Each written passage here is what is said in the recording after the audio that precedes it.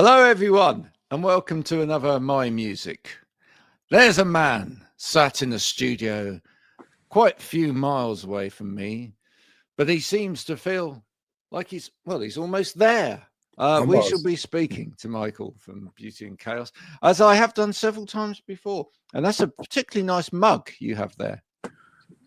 It is the new album cover. Look at that, you see? He subtly demonstrated merch. Subliminal. In a subliminal way, just like when they go like that with their Rolex watch in a CD film goes by. Wait, I didn't see that. nothing appeared there, but we will be talking about the new album straight after this. Keep on, don't stop.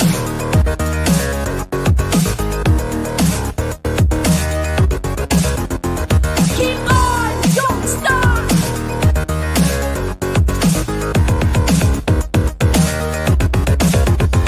Keep on, don't stop.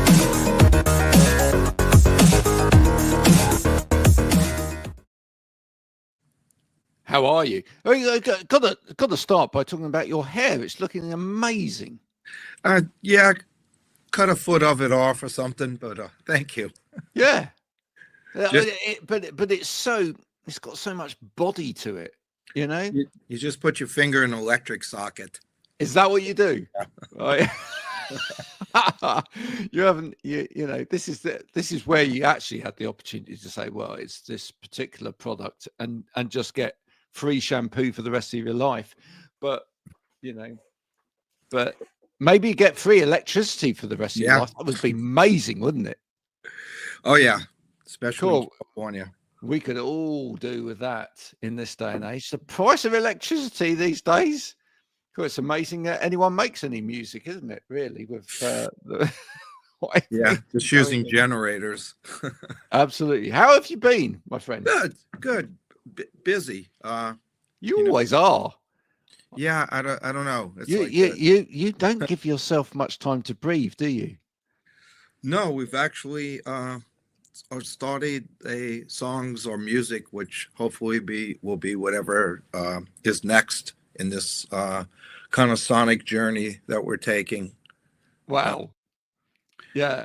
And we filmed another video last weekend. Dear friend and big part of Beauty and Chaos, Ashton Nyte, who I think you've spoken to before. Yes, I have. Is in town, and we shot a video for what I think we dubbed the almost acoustic version of Made of Rain on the Signs in the Heavens, and we filmed that Saturday. So I love that, almost acoustic. Yeah, I think I ruined it by adding some electric to it. So, but the basis of it is Ashton's acoustic guitar, and Michael Rozon added pedal steel, and we had a dear lady Heather add some viola. So it's almost acoustic. So the new album, which is like a lovely compilation album, but remixed with kind of different versions of songs that you've released before, etc. I mean, what was that like in terms of revisiting? I was talking to another musician earlier today who's just gone back over their catalog and remixed some of their previous catalog, and he was telling me that he, in the throes of all of that, he found an old lyric book. Wow. Where he'd like gone back to like where it had all started, and he found the sort of original lyric book, and we were discussing the fact that when you revisit songs, you have to then relive them as well. So was there any elements of that? Well, this is a bit different. This is something that it started on the first album when we released Finding Beauty in Chaos. Yeah. We followed it up with a re-envision record. And this is Signs in the Heaven, Reality Upside Down is a remix, re-envision counterpart to Dancing with Angels. So it is a little bit of a pause for us, which we kind of turn over the tracks to other artists, DJs, producers, and kind of really give them free reign to have a go at the songs. You know, there's Yep. no preconceived, like a couple of them go, "Hey, do you want to hear what I'm doing?" And it's like, absolutely not. This is what you guys get to do that. And in that process, it's kind of nice that we were able to take a couple of the songs, Made of Rain being one, and also a version of Hollow that we completely re-recorded in a sort of a stripped down format. But Yeah. this kind of blossomed into a 2 CD release, because it was, blessed to have a lot of friends and artists that have worked with us in the past. So like, sure, I'd love to do it. And, kind of their versions runs the gamut from pretty heavy dance floor, versions of the songs to kind of psychedelic. Julian even did a version of Kiss Me Goodbye that has sort of a lounge bossa nova feel to it. Yeah, I loved it. Absolutely loved that. Yeah, but it's to me, it's a joy to kind of hear how someone else would interpret the song. Yeah. A lot of it is they just take the vocal track and rebuild around it. Let's face it, you ain't going to put it in the hands of someone that you'd think, oh my God, what? I mean, there are versions that aren't my cup of tea, but that is really okay. I think it's the diversity of the styles of this. I think which makes it a joy.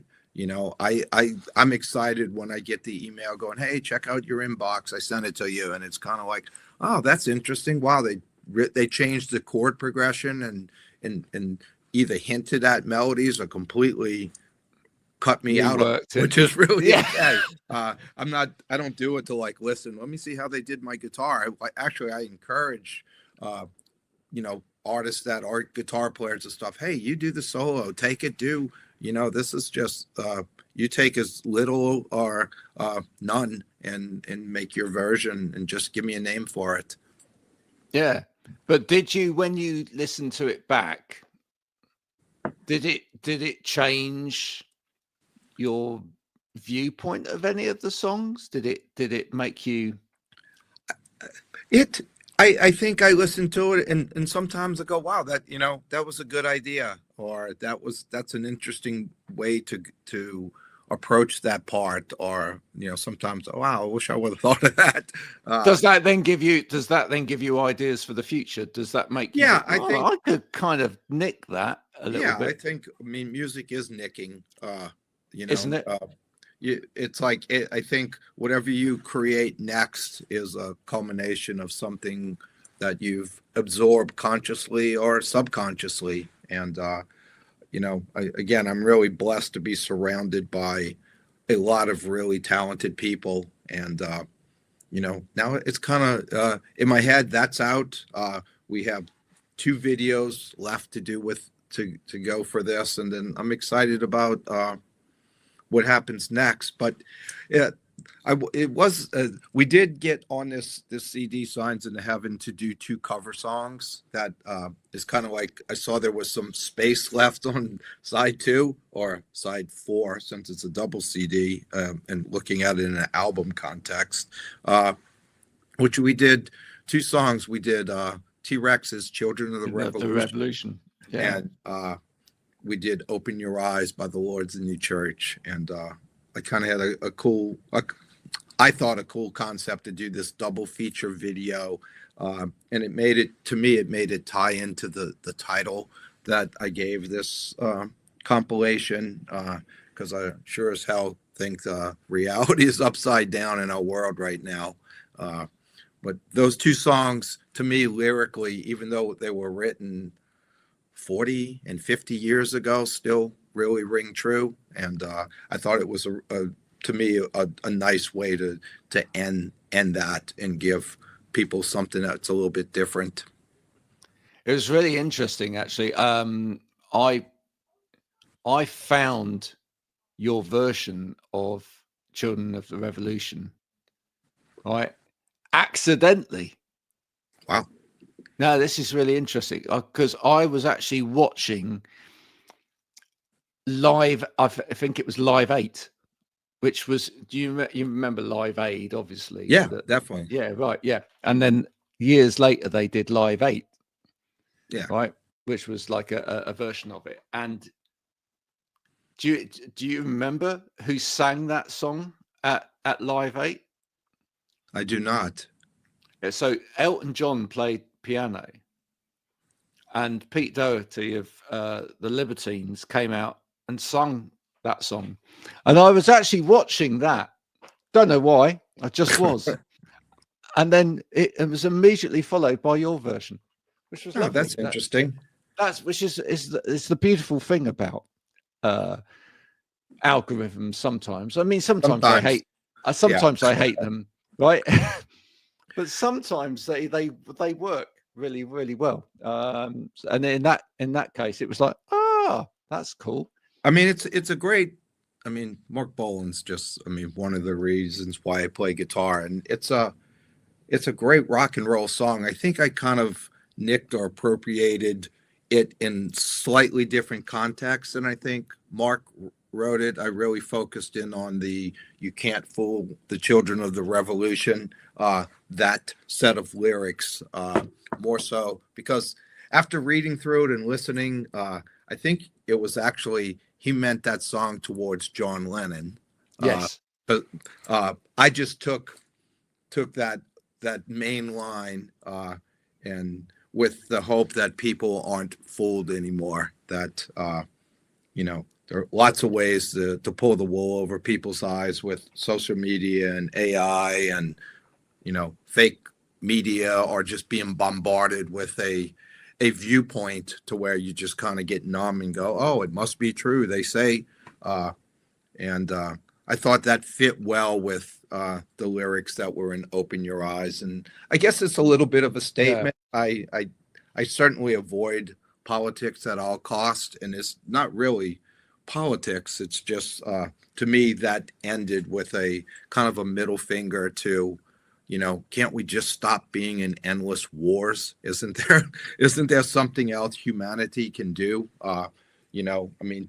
I don't know if in the UK, it probably is that you're here. It's like at this point in our life, hearing about, nuclear annihilation, and it could be World War III. And it's like, really? Didn't we learn anything from that? But I think humanity sometimes, instead of learning from history, unfortunately seems to be destined to repeat it. So that was just a little bit of a stamp that I thought close the album out with a little bit, maybe everybody think just a bit. And I think music's always had a big part in, being a voice of whatever's going on, and a sort of sensible voice in terms of looking at what's going on. And look, ultimately, as a species, we are just consumed by sort of money, greed, and war is just a way for both of those, especially the money. But we've Beauty and Chaos. I've really tried to keep this as a positive thing. I always go back to Ashton's lyric, which I think is, if there's a tombstone written for Beauty and Chaos, I would like it to be the phrase, "There is always a light." I think people don't really want to be preached at by music. There are artists that have built their career on that, and they do it well. But I think in general, people go to concerts or listen to music and don't want to be bombarded. I just don't think because an artist has a microphone or a format that necessarily wants to put their beliefs on someone else. Everything's so divided and divisive. I think music should be a bit of an escapism.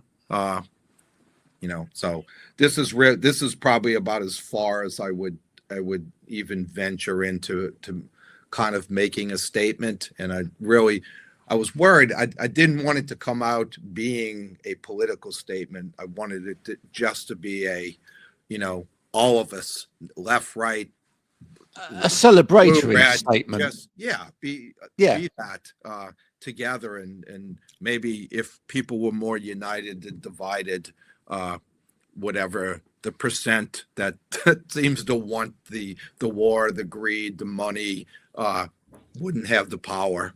So Yeah, it goes back to that old Jethro Tull lyric. I may make you feel, but I can't make you think. absolutely, You know, that's pretty true. Well, this true in a way. It's absolutely true, isn't it? Which is that But, music's there to make you feel. Really. Yeah, I mean, just music could make you feel. To me, the best. I put on. I've probably referenced Disintegration when we've talked before, but that record always brings me back to a time, and it has a temperature. It has it's you put it on, and it's like from the first notes, it just transports you and gives you a feeling. And I think that's as an artist, that's what you can hope for. And for Beauty and Chaos, Michael and I are creating music, and then we hand it to an artist that I'm counting on to pull something, to be inspired to, and then turn that into a song. And we've been truly blessed with some wonderful, and it just keeps evolving. So I'm at that point again, and there's always this little bit of nervousness now, because I think we have 2 pieces of music started, and last night I was mucking around with something that I think could be the 3rd one, and it starts my head going, who now? Who do we?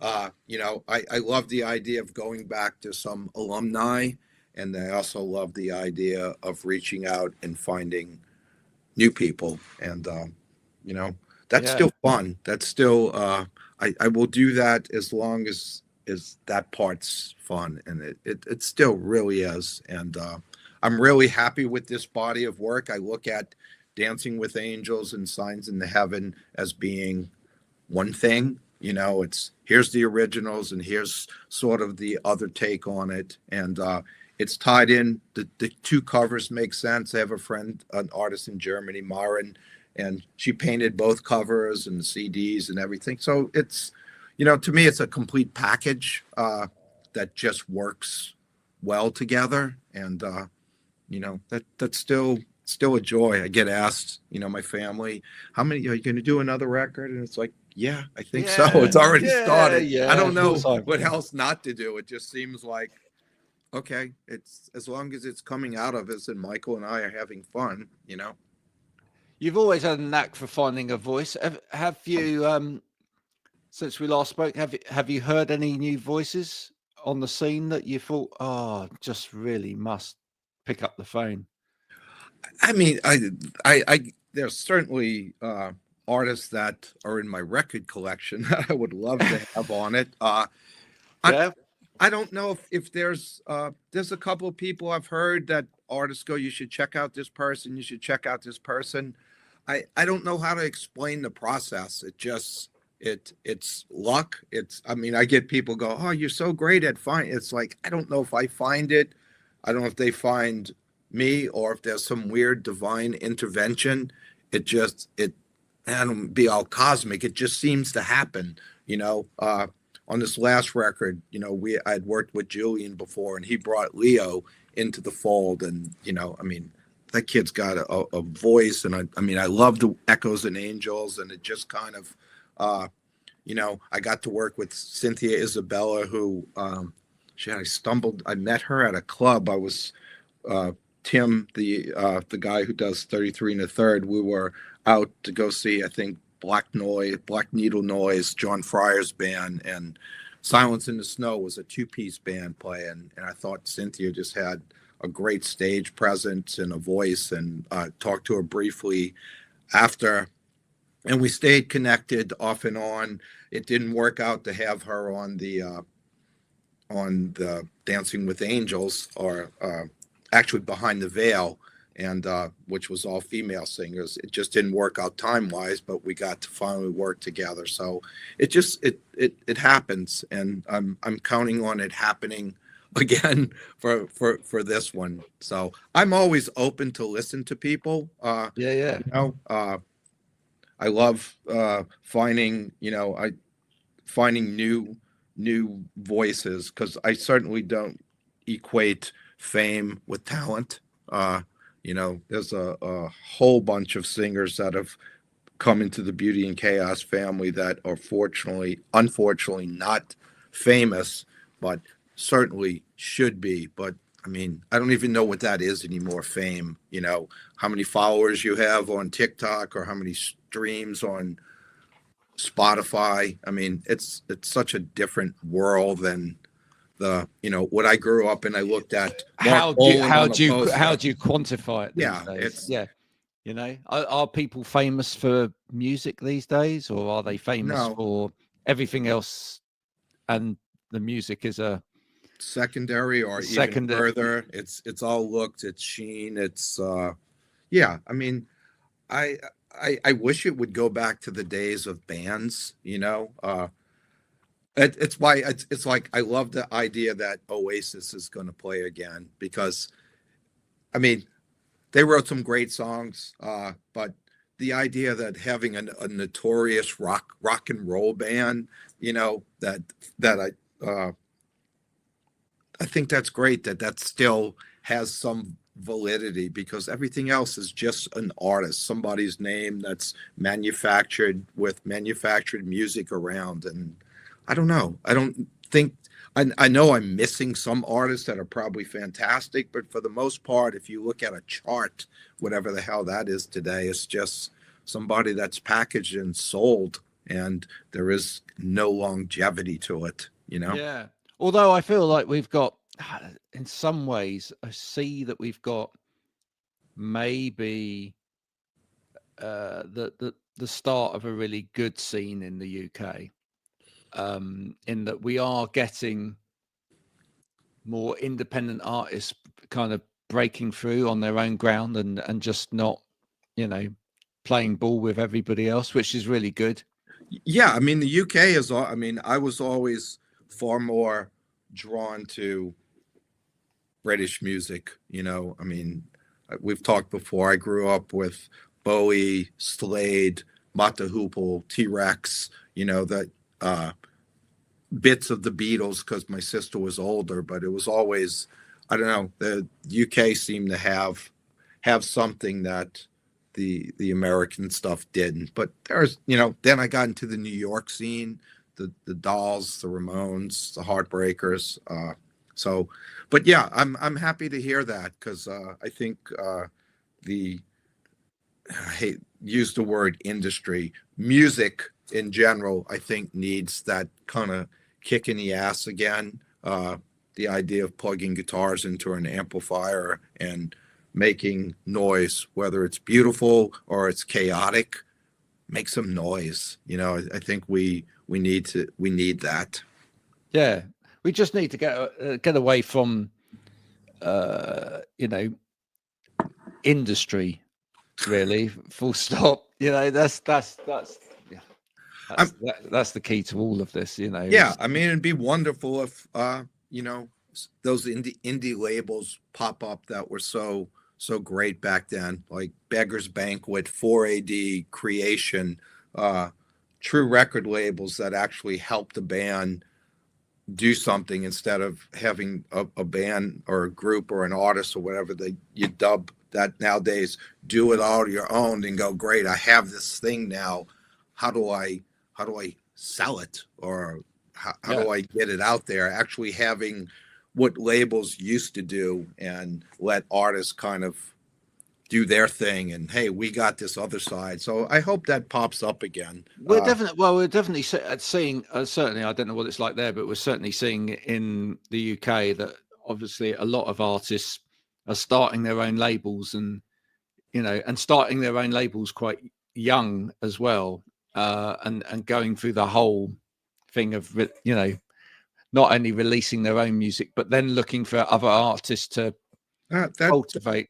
That's cool to hear. The one thing about us having an indie label and being part of it with 33 1/3 is that I do have control over the artwork and the the track running order and all those things you used to read about, like bands like used to hate their record label. They hated the cover. They said we had to do the blah, blah, blah.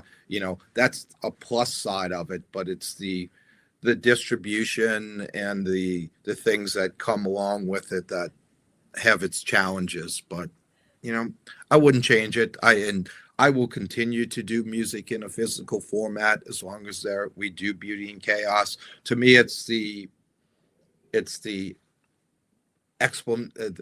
period at the end of it. It becomes complete, self-promotion. When get this in hand, it feels done at that point. It doesn't feel done to me when I press upload to Spotify or iTunes. It something's missing. And I think there's a growing amount of music fans that feel exactly the same way.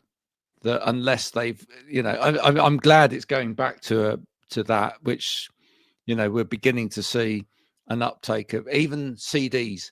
Last year had an uptake in sales here, which is good. I think, I think we're so surrounded by virtual everything these days that people are tactile people, and people are sort of like longing to get back to actually owning something. Yeah, I hope so. They don't make it easy. In Los Angeles, people spend so much time in their automobiles, and I think my family, we bought a SUV, I think in 2017, and a CD, or 2018, and the CD player wasn't even available in it. It's like if we wanted a CD player, it was be like an extra $3,000. So I think, and they put that in the boot where you can't access it. So a lot, it's like they're not making it easy. It's then people, it's like, oh, it's just so easy just to Bluetooth in and stream and everything like that. So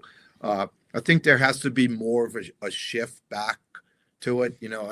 We've talked before. I don't know if you don't have a stereo, I don't think you have that pure joy of putting the needle on an album and sitting back and having two speakers and feeling that, with the crackle and everything that comes with it. But I've always found that you put a record on and it's 18 to 20, 22 minutes. For the most part, you sit there and you listen to that. If you're making that move, you're kind of going to devote, hopefully, that time undivided. I think that's the downside of music. I don't know if people necessarily listen undivided.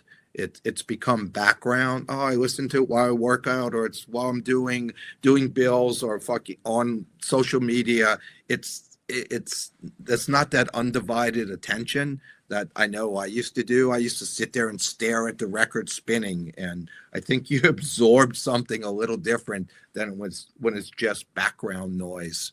And that was social as well, wasn't it? I mean, that was the thing about it. Growing up, it was always, I used to go to a mate's house virtually every Saturday, and I'd have a pile of records, they'd have a pile of records, and we'd listen to this, listen to that, You'd go to a record store, and I met people as a kid that in record stores. Started a band with. You're sitting there thumbing through something. You see this guy. Oh, he's got a cool haircut.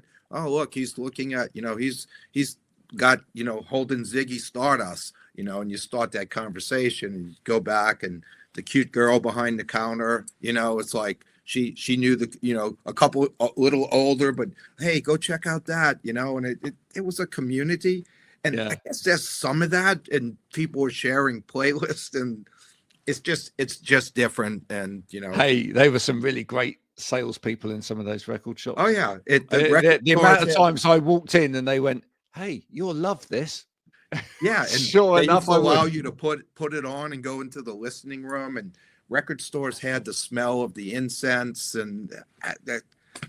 Again, I'm sure every generation goes, kid, back when I grew up. But truly, I feel I grew up in the greatest time in music, and I do long for that. I wish other people could transport back. I wish I could pick up my kids and go, hey, come back here, and that. And I think there's a different outlook. I think you appreciate music and somewhat you appreciate people that make it. It does require time. It requires a lot of things. You know, it requires someone to sort of bare their soul and put it out there. And nowadays, it's put it out there to wait to see somebody behind the keyboard that half people feel like they have to say something shitty, you know, just to be a critic, you know. And it's a different world. It is. But hey, you know, we do the best we can in this world. Yes, absolutely. There is always a light.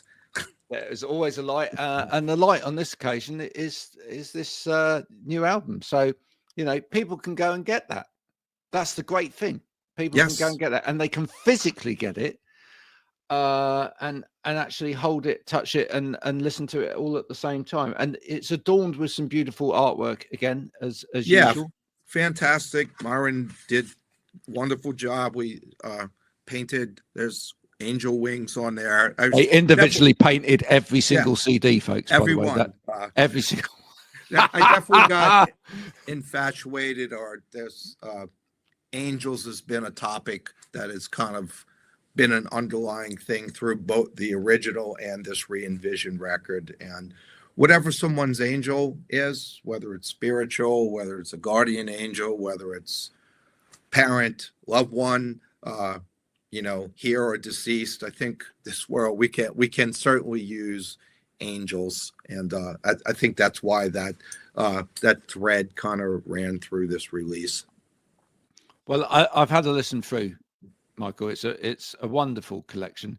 It's so varied, as you say, which is great. And I actually, in a way, when you do these re-envisioned versions of the album, they're quite a good way of getting into you as into the project as a starting point, I feel, because they kind of they encapsulate so many different tastes. Yeah, and I think you feel that. Yeah, and it also brings in more like the people that, you know, the artists that do these re-envisions. It brings them into our Beauty and Chaos family, and it introduces Beauty and Chaos. Like we had Andy from Combi Christ, which is, you know, a pretty heavy industrial 4 on the floor band, and you know, having Andy do his Combi Christ remix put us in front of that audience. So it's kind of incestuous and reciprocal in that way, and I think that's great. You know, it's always been that way with Beauty and Chaos. When an artist comes in, you know, it's so important to me that I go, hey, if you like this, even this song, this person's voice, please go dive down into their catalog. No one that's on these records, this isn't the first time they've stepped in front of a microphone.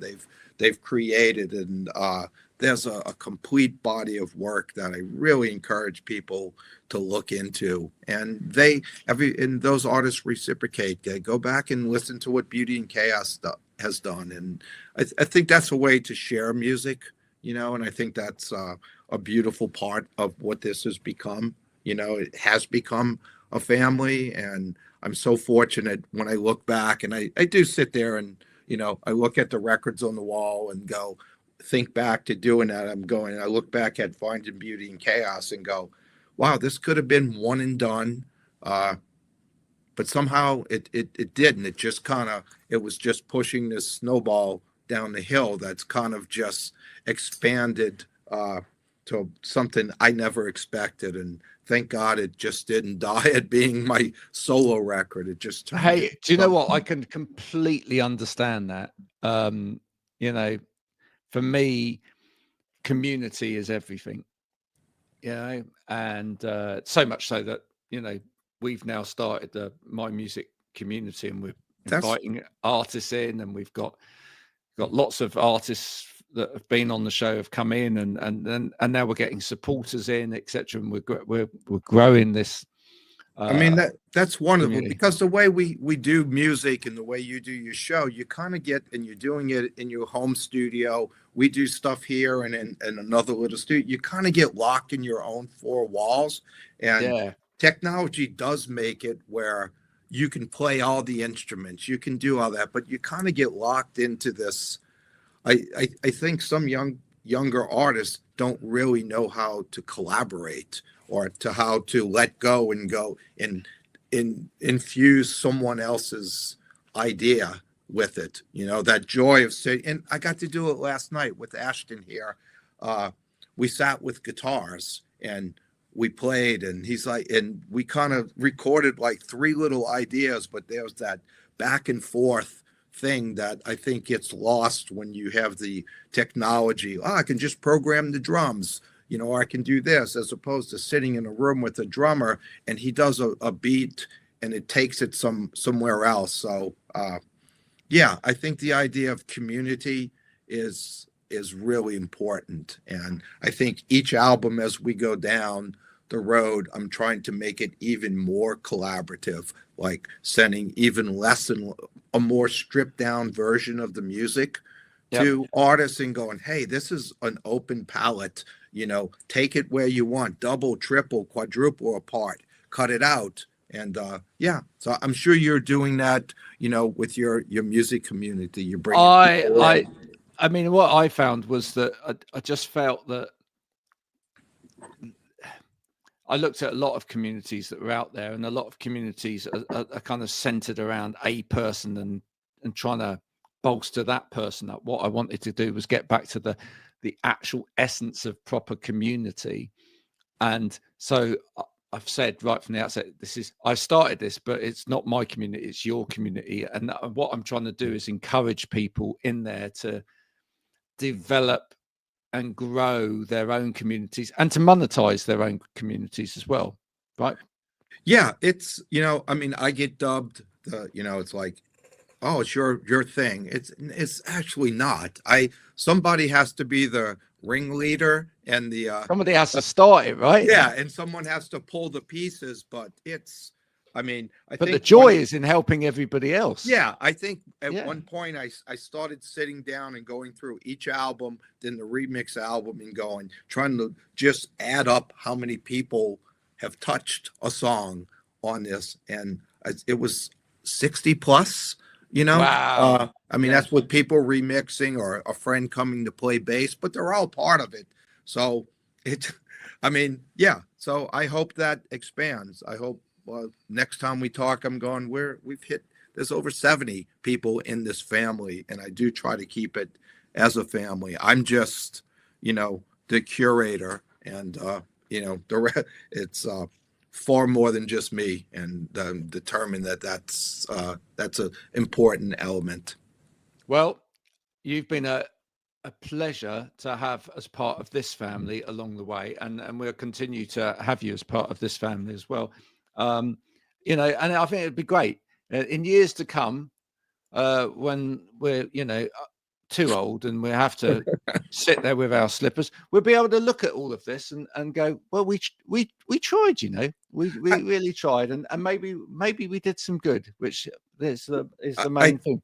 Yeah, I think all you can do in life is be able to look back and go, no regrets, and that I'm proud of what I was part of, and hopefully a few of these songs live on, you know, and I think they will. But that's, I could not be any prouder of what we've created, and I'm still excited about the future. And I appreciate you having me on, just chatting normally, like two mates sitting in a pub talking about music, because that is the important thing. You know, we got into this, and it's such a big part of your life, you know, is music. Good, bad, it can transport you to a time, and that's a wonderful thing. Not a lot actually does that. No, not a lot does that indeed. Well, thank you, my friend, for yet another chat. It's been beautiful having you back here again, and thank you very much. You know, we look forward to seeing you again soon. you can come back and talk to me about the next album. But in the meantime, folks, do go and check out the new album by Beauty and Chaos, which is a beautiful reimagining of previous songs from the album before.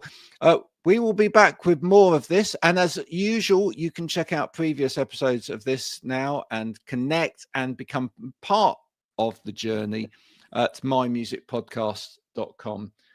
Please do visit. As we say, I think we've got now heading towards 50 people in the community already, which is tremendous. So if you'd like to be part of that, do go and visit and join. It's there for you to make the most of. We'll be back soon, but until then, bye for now.